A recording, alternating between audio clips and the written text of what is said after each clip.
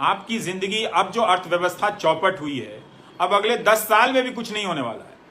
बहुत सामान्य धक्का खाते हुए चीजें बढ़ेंगी। अब तो लोगों की सैलरियां कम हो गई। एक सामाजिक रूप से ये बेरोजगार बना रहे हैं। चूंकि इनको पता है कि नौजवान ये सवाल आज ना कल पूछेगा, इसीलिए जब भी चुनाव आता है व्यापक पैमाने पे मुसलमान, पाकिस्तान ये चलने लगता है। अगर यहां नहीं पैदा होता है, 2-4 लोगों को पकड़ के लाया जाता है, उनसे बयान दिलवाया जाता है, फिर कहा जाता है आप इस पे नहीं बोल रहे हैं, उस पे नहीं बोल रहे हैं। अरे भाई, हम मान लीजिए हम सब पे नहीं बोल रहे हैं, आप नौकरी पे क्यों नहीं बोल रहे हैं जो सबका मुद्दा है?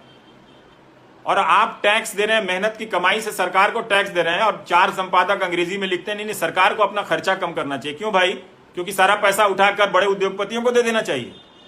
आप 100 उद्योगपतियों का धंधा चला रहे हैं जनता के टैक्स के पैसे से, और जनता को आप पैसा कुछ नहीं दे रहे हैं। और आपने एक नया तरीका सुना है कि किसी को जनधन अकाउंट में 500-500 रुपया दे दो, उसकी कमाई 5,000 10,000 थी, वो तालाबंदी के कारण चौपट होगी, 500 रुपया दे दिया। आप कह रहे हैं कि कुछ तो मिला। हाँ, कुछ क्यों नहीं मिला? मैं भी कह रहा हूं कुछ मिला, लेकिन उसके बदले आपका सब कुछ ले लिया गया। किसी को 2,000 किसान को दे दिया, किसान उसी में खुश हैं। बस किसान को आज ना कल समझ में आएगा कि उसका 1 एकड़ में नुकसान ही 10,000 रुपए का हो गया है, तो ये 2,000 रुपए से उसका क्या होने वाला है? तो हमारी जिंदगी बर्बाद हो रही है, बर्बाद की जा रही है धर्म से जोड़कर। इस धर्म को कोई खतरा नहीं है। आपकी जिंदगी को खतरा है इस धर्म की राजनीति से, ये बात आप समझें। हर चुनाव में ये भय क्यों पैदा किया जाता है? फिर आप एक ईमानदार पुलिस व्यवस्था और जांच व्यवस्था क्यों नहीं बनाते हैं? हर बात में मेरा आईटी सेल प्रचार करता है, तरह तरह की चीजें बनाता है, लोग पूछता है आपके खिलाफ वायरल हो रहा है। मैं क्या करूं भाई? एक अदना से पत्रकार के पीछे सरकार लग जाए, इतना बड़ा आईटी सेल लग जाए, पॉलिटिकल पार्टी लग जाए, उसके लाखों समर्थक लग जाएं, मैं जिंदा हूं यही बहुत है आप लोगों की दुआ से। मैं क्या कर सकता हूं? लेकिन आप जिसे समर्थन देना है उसे दीजिए, लेकिन कहिए कि भाई रोजगार के सवाल पर आइए, बात रोजगार की कीजिए। ये हिंदू मुसलमान के फ्रेम में, ये जाति धर्म के फ्रेम में अब मत रखिए। ईडब्ल्यूएस वाले भी समझ लें, जब सरकारी नौकरी नहीं होगी तो इस आरक्षण का कोई मतलब नहीं है। ये नहीं चलेगा कि 17 सितंबर को नौजवान प्रदर्शन कर रहा है नौकरी के लिए, तो न्यूज चैनल नहीं दिखा रहे हैं। हाँ शेखर गर्ग साहब, मैं किसी क्रांति की आशा नहीं कर रहा हूं। मैं जानता हूं नौजवानों को, ये मेरी बात सुनकर धर्म जाति पर ही वोट देंगे, कहीं भी किसी भी चुनाव में, मुझे पता है। लेकिन मेरा काम है सही बात कहना। मैं कहूंगा स्वरोजगार किया जा रहा है। जो कहने वाले लोग, उनको पता होना चाहिए कि सबसे ज्यादा लोग स्वरोजगार करते हैं इस देश में। सिर्फ 10% लोग हैं जो फॉर्मल नौकरी पे हैं, जिन्हें सैलरी मिलती है नियमित, अच्छी सैलरी वाले 7 से 10% हैं। पढ़िए इस किताब को, पता चलेगा। और ऐसे बहुत सारे लेख हैं। बेरोजगारी की दर जब 45 साल में सबसे अधिक हुई तो डेटा ही गायब कर दिया गया, अदल बदल के लाया गया, कहा नहीं हमने कुछ पैमाना बदला है। अब 17% बेरोजगारी है। 17-18 में ही Centre for Monitoring Indian Economy ने कहा था कि 1 करोड़ रोजगार कम हो गए। तो लगातार रोजगार कम हो रहे हैं, जो मिल रहे हैं उसमें सैलरियां कम हो गई हैं। क्या आपको अंदाजा है कि किस तरह की तबाही आने वाली है? तो आपके माँ बाप हों, आप हों, जितना नशा आपको धर्म की राजनीति में करना है कर लीजिए।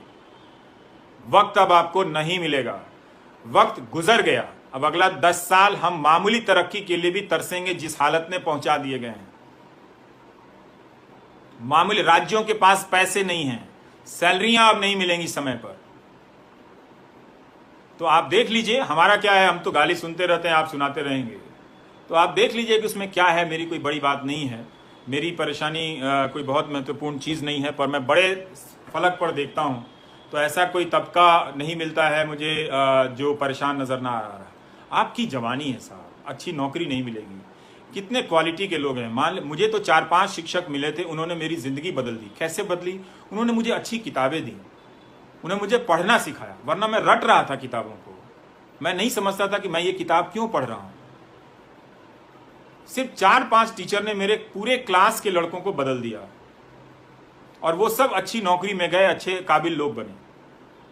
लेकिन आपका गणित भी बहुत अच्छा है, नैसर्गिक रूप से आप बहुत प्रतिभाशाली हैं, बहुत व्यवहारिक चीजें आती हैं, लेकिन आपने 3 साल का जो बीए में एडमिशन लिया उसी में आपका कबाड़ा कर दिया गया। चाहे आप इंजीनियरिंग में गए हों, चाहे आप उसमें गए हों, और फिर आपकी आर्थिक स्थिति खराब कर दी गई। आप काबिल नहीं हैं। जब काबिल नौजवान बाजार में जाता है तो वो मोल भाव करता है, वो कुछ दिन के लिए भले कम पर काम कर ले, लेकिन ज्यादा काम करने की उसमें सलाहियत पाता है, योग्यता आती है, वो कुछ और बिजनेस कर सकता है। ऐसा क्यों है कि असंगठित क्षेत्र में ज्यादातर लोग 10,000 15,000 की नौकरी करते हैं, बहुत तकलीफ में नौकरी करते हैं, लेकिन इस देश में धर्म की राजनीति ने आप सबको बर्बाद कर दिया है। आप नौजवान अब किसी लायक नहीं रहे। इससे निकलना आप मत समझिए कि फेसबुक लाइव देखकर आप निकल जाएंगे, ना ही मैं आपसे कोई उम्मीद करता हूं। मैंने तो लिखा है कि मैं भारत के युवाओं से 3.5% उम्मीद करता हूं। मुझे सब असलियत पता है दोस्तों कि इस लाइव के बाद आप क्या कहेंगे। सब समाज की सारी व्यवहारिकताओं, अनैतिकताओं को मैं जानता हूं। भारत का समाज जो है, आप अपने घर में, परिवार में, आसपास किसी आयोजन प्रयोजन में देखेंगे, अनैतिकताओं से भरा हुआ समाज है। इसमें एक और बात लिखी हुई है कि भारत का परिवार इलाज कराने और दहेज देने में गरीब हो जाता है। सोचिए, 2 में से 1 परिवार दहेज के कारण गरीब हो जाता है। अब लिखे हैं, पारिदा साहब लिख रहे हैं कि एनआईटी से हैं लेकिन उन्हें नौकरी नहीं मिली है। अब भाई परीक्षाएं अब नहीं होंगी, प्राइवेट सेक्टर में नौकरी नहीं है, सरकार नौकरी देना नहीं चाहती है, क्योंकि रेटिंग एजेंसियां कहेंगी कि आप तो अपना खर्चा बढ़ा रहे हैं। जैसे ही सरकार 10 लाख करोड़ 4 उद्योगपतियों को दे देगी, रेटिंग एजेंसियां वाहवाही करेगी। इस चक्र में हम फंस गए हैं। इसीलिए हो सकता है मेरी बातें सही ना हो, पर्याप्त ना हो, मुझे झारखंड का भी पता है दोस्त, मैं सब सरकार का बोल रहा हूं। जरूर इस मुद्दे पर फोकस मेरा केंद्र सरकार के कारण गया था, और उस फोकस को अभियान की तरह करने के बाद भी आज देखिए कि रेलवे की जो भर्तियां हैं वो पूरी नहीं हुई हैं। तो आपको तय करना है कि आप इस अफीम को, धर्म के खतरे के अफीम को लेकर कब तक जीना चाहते हैं। कई नौजवान लिखते हैं कि मैं तो बदल गया हूं, मैं अपने पिताजी का क्या करूं, वो दिन रात गोदी मीडिया देखते रहते हैं। होता है, ड्रग एडिक्ट्स हो जाते हैं लोग। इतना आसान नहीं है उनको उस चंगुल से निकाल पाना। बहुत मेहनत करनी पड़ेगी इस समाज को नए स्वरूप से गढ़ने के लिए। सरकारों का पुनर्गठन करना पड़ेगा, आर्थिक नीतियों पर हमारी सोच बदलनी पड़ेगी। 50-50 किलोमीटर का एक जिला है, 20 एकड़ की जमीन में घर में डीएम रह रहा है। एक डीएम क्यों होना चाहिए? 4 डीएम क्यों नहीं होना चाहिए? वो डीएम अपने कार्यकाल में अपने सारे विभाग के कर्मचारियों से मिल नहीं पाता होगा, वो काम क्या करेगा? केवल मीटिंग होती है, आजकल यही होता है, जिले में मुख्यमंत्री मीटिंग करने लगे हैं, उसका फोटो दिखाया जाता है, डीएम को डांटा जाता है। वो डांट खाएगा क्योंकि उसके पास कर्मचारी नहीं है। बहुत सारे लोग अच्छी नीयत के साथ आईएएस बनना चाहते हैं, पर इन्हीं सब चीजों में भटक के अंत में फिर वो भी भ्रष्ट होकर चले जाते हैं। तो मैं अब आप सबसे विदा लेता हूं, और बहुत बहुत शुक्रिया, दोबारा आपने मेरा लाइव सुना। उम्मीद करता हूं कि इस बार मेरा फ्रेम अच्छा होगा। और भोजपुरी में 2 लाइन में मैं फिर से कह देता हूं कि बबुआ लोगिन, बबुनी लोगिन, बात सुनी लोगिन, रहुआ लोगिन के नौकरी के अब कहीं कौन ठौर नहीं है। जो ना स्कूल कॉलेज में बपसी पढ़ा के भेजले रहले, वो कॉलेज में मास्टर नहीं है, नीमन प्रोफेसर नहीं खन सन, तो रहुआ लोगन जो काबिल बनत रहनी है अब काबिल नहीं है, तो कम कामों मिली तो रहुआ लोगन के कमे पैसा के काम मिली, वो बनावल गई बा, जबकि रहुआ बहुत काबिल रहनी है। अगर नीमन मास्टर रहता सन आ मास्टरनी लोग रहित लोग तो रहुआ लोगन के चमका दिल रही, तो नीमन नौकरी मिलल रही रहुआ लोगन के। अब वो नहीं मिलत, तो एजुकेशन राउर बर्बाद हो गई, आ हेल्थ बर्बाद बा चौपट। तो इलाज में जो बपसी के लगे, बाबूजी के लगे जन पैसों बा, वो इलाजे में बर्बाद हो जाता, सारा पैसा फूका जाता, रहुआ लोग फिर गरीब हो जाते हैं। तो एक जना के तो नौकरी नहीं है, आज जरा नौकरी बा ओकरा उतने सैलरी बा कि वो बेचारा जी सकता, पेंशन वेंशन के कोनो ठिकाना नहीं है। तो ऐसे जो नौकरी के जो मसला बा ओकरा के मजाक में मत उड़ाई, आ ईगो में मत ली रहुआ लोग। हम देखा तनी, सब जानत तनी हम कि क्या तरह लोग जात पात के लेके, धर्म के लेके ड्रामा कैले बा, बुझात नहीं है हमरा। हेतना लोग के कमेंट देखा तनी और पढ़ा तनी, हमरा लोग अकेले नहीं है, ये करत करत थाक गई नहीं। अब मियाज हारल बा, लेकिन फिर बोले लगे नौकरी को लेके।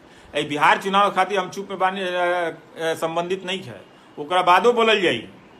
नौकरी के सवाल के ठीक करही के पड़ी। 3-3 बरिस 4-4 बरिस लोग इम्तहान के लिए लोग ड्रामा कैले बा, लोग लबरई ढीला था, लोग आके मंच पर खड़ा होकर कि नौकरी देतनी, स्वरोजगार करो। लोग जानत नहीं गिरो लोग, इनकी सारा आधा आबादी तो स्वरोजगार करता। बिहार में भी अमरजीत जी बहुत खराब है, नौकरी की क्या स्थिति आप पूछ रहे हैं? बिहार में कौन से राज्य में अच्छा है? अरे भाई हम बिहार इलेक्शन में नहीं आए हैं, ये नौकरी का सवाल अनिल कुमार जी 2017 से कर रहे हैं, हर चुनाव में, हर समय। देखिए सैकड़ों प्रोग्राम किए हैं नौकरी पे, सैकड़ों। अकेला पत्रकार हूं दुनिया में, 9 बजे प्राइम टाइम में सारा छोड़ के सैकड़ों प्रोग्राम किया, गिन नहीं सकता हूं मैं भी। इतना दर्द देखा है युवाओं का। तो आप बहाना बना के गाली देते रहिए मुझे, उससे कोई फर्क नहीं है। आपको नौकरी मिल जाए तो मुझे मिठाई भेज दीजिएगा, अच्छी नौकरी मिले तो। यहाँ तो परीक्षा पास करके लड़का लोग घर में बैठे हुए क्योंकि नौकरी नहीं किया। तो जाता नहीं, बहुत बहुत शुक्रिया, आप लोगों ने हमको देखा, दोबारा सुना। अच्छा है कि आप इस नौकरी के मुद्दे को व्यापकता से समझेंगे, अपनी शिक्षा से जोड़कर देखेंगे, अच्छी क्वालिटी की शिक्षा से, अपने हुनर से जोड़कर देखेंगे। जा गिर गया, हाँ, और स्वास्थ्य से जोड़कर देखेंगे, सामाजिक सुरक्षा से जोड़कर देखेंगे, वरना आप अच्छी जिंदगी नहीं जी पाएंगे। आपकी जिंदगी में कई तरह की बेचैनियां रहेंगी। इसलिए ये आईटी सेल वालों की नौकरी छोड़िए। आईटी सेल की नौकरी भी स्वरोजगार है, उड़न तश्तरी जी कर रहे हैं। हाँ, एक तरह से उन सब की भी नौकरी बदल जाएगी। कितना झूठ बोलेगा कोई, टाइप करेगा, लड़का बीमार हो जाएगा। 20,000 रुपये अगर आपको मिल रहा है, दिन भर आप रवीश कुमार के बारे में अनाप शनाप लिखते लिखते वो बीमार हो जाएगा बेचारा, कि कितना लिखे इसके बारे में। तो इसलिए ठीक है, हम मीडिया नहीं बदल सकते, हम दुनिया नहीं बदल सकते, हम समाज नहीं बदल सकते हैं।